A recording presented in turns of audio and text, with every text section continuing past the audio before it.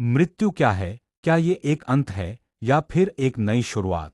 नमस्कार साथियों, आज हम बात करेंगे एक ऐसे विषय पर जिसे लेकर अक्सर लोगों के मन में या तो जिज्ञासा होती है या संशय, और वह है पुनर्जन्म यानी रिबर्थ। क्या आपने कभी ऐसा अनुभव किया है कि कोई स्थान, कोई व्यक्ति या कोई दृश्य आपको पहली बार देखकर भी जाना पहचाना लगता है? क्या कभी किसी छोटे बच्चे ने आपको चौंका दिया ये कहकर कि मैं पहले भी जी चुका हूं? क्या यह केवल कल्पना है या फिर इसके पीछे कोई बड़ा रहस्य छिपा है? हमारे भारतीय शास्त्रों में पुनर्जन्म को एक सार्वभौमिक सत्य के रूप में स्वीकार किया गया है। भगवद गीता के द्वितीय अध्याय में श्री कृष्ण कहते हैं, आत्मा न कभी जन्म लेती है न मरती है, यह शाश्वत है, पुरातन है और शरीर के नष्ट होने पर भी इसका नाश नहीं होता। आत्मा एक शरीर से दूसरे शरीर में जाती है, यही है पुनर्जन्म।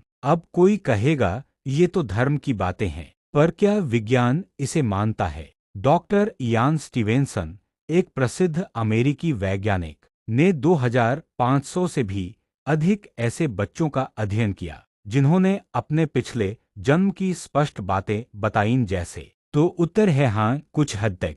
अपने पिछले माता पिता का नाम, पिछली मृत्यु का स्थान, जांच करने पर उनके दावे सत्य पाए गए, यहाँ तक कि कैसे मरे थे। और भारत की शांति देवी का केस तो इतना प्रसिद्ध हुआ कि महात्मा गांधी जी ने भी उसमें रुचि दिखाई। हमारे धर्म में यह माना जाता है कि मनुष्य के कर्म ही उसके अगले जन्म का कारण बनते हैं। यदि किसी ने अच्छे कर्म किए हैं तो अगला जन्म श्रेष्ठ कुल, सुखद जीवन और आध्यात्मिक प्रगति के लिए होगा। लेकिन यदि कोई पाप करता है तो उसका अगला जन्म कष्टों, नीच योनि या अज्ञान के अंधकार में हो सकता है। 84 लाख योनियों की बात आपने सुनी ही होगी। मनुष्य जीवन मिलना एक दुर्लभ अवसर है।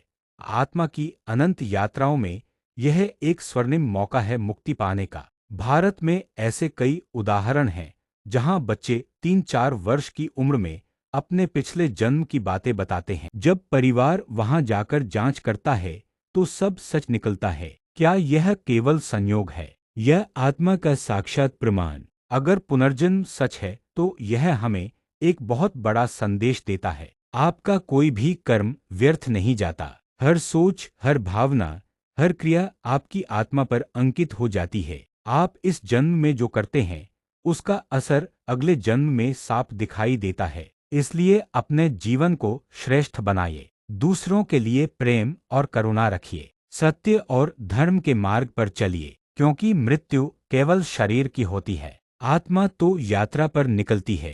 तो साथियों, पुनर्जन्म कोई कल्पना नहीं बल्कि आत्मा की सत्य यात्रा का नाम है। यह जीवन अंत नहीं बल्कि एक अध्याय है आत्मा की पुस्तक का।